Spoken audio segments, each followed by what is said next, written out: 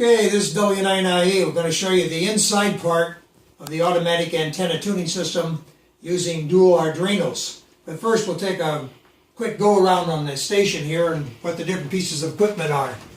Up here is the Flex radio, Flex 6700. And below that is my manual antenna tuner. It has two vacuum variables and a very large roller inductor, and these are turns counters and a complete manual operation. You can kick it in or turn it off. But tonight we're going to talk about the automatic tuning system.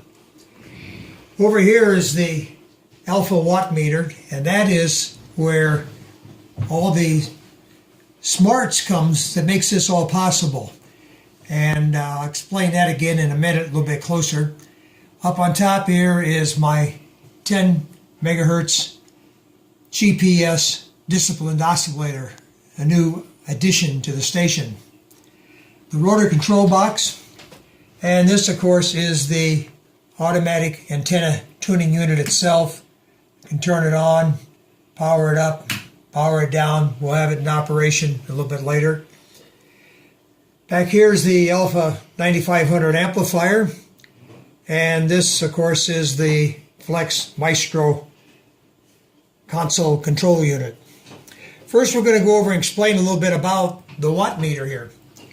It has the ability to put out ASCII data, RS-232 data. It puts out sentences of data, and in those sentences it has a $ preamble and then a delimiter at the tail end, and they depict the actual standing wave ratio, the output power, the reflected power, the temperature, and this kind of data, which I can then take and make use of to feed the Arduinos to determine where the actual standing wave ratio is at.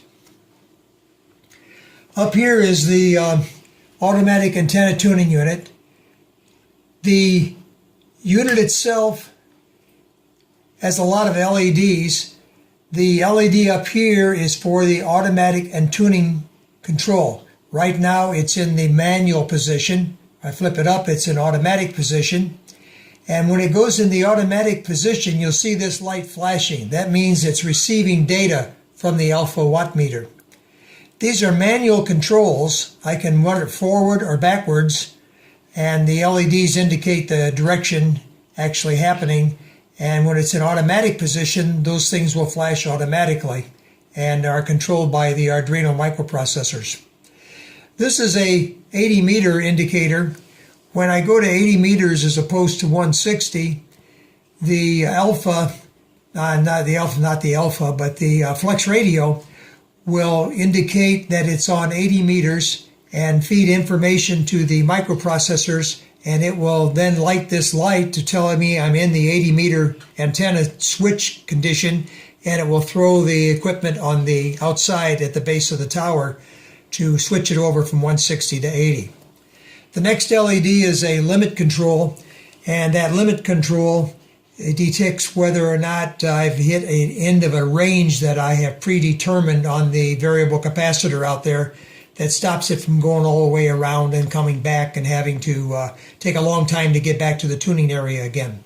And it will indicate when it hits those slots in that optical sensor. This is just nothing more than a reset. Resets the processor if I should need to do that. And that's about the layout on all of that. Now over on the Flex, right now I'm on 1825. The software will only operate automatically if the power level is less than 20 watts. That way it determines that I have pushed the tune button. Other than that, I'm usually running higher power. But the tune will light when I go on tune.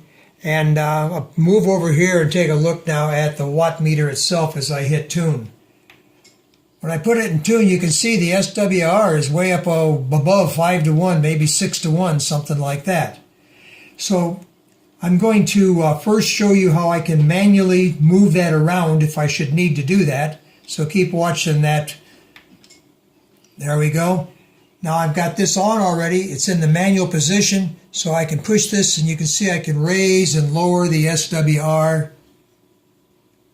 And we'll put it back up here where it was out of tune again. and turn everything off and talk about what we're going to do. So the next step is, we know it's out of tune. I'm going to, on 160 meters, put it in the automatic position, and we'll watch the SWR on the meter as it solves for the best SWR. So we'll continue to watch that screen there now. Turn this on. I'm going to turn this on automatic. And you can see up here the light flashing. It's reading data now from the alpha watt meter. So back on the watt meter, I'm going to put this in tune. It's out of tune.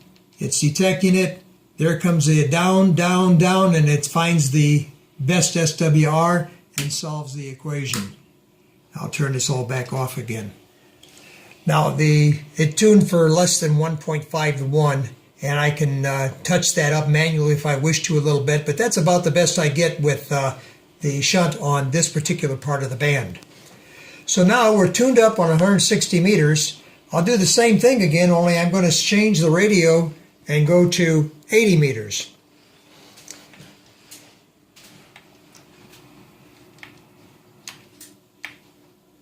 Yeah, pick a frequency here. I'm going to go to, what frequency am I on here? I'm on 18 and 19. I've got to pick a load of frequency in myself here. So we're going to change to 80 meters. I'm on 80. You can see the light is indicated up here that I am on 80 meters itself.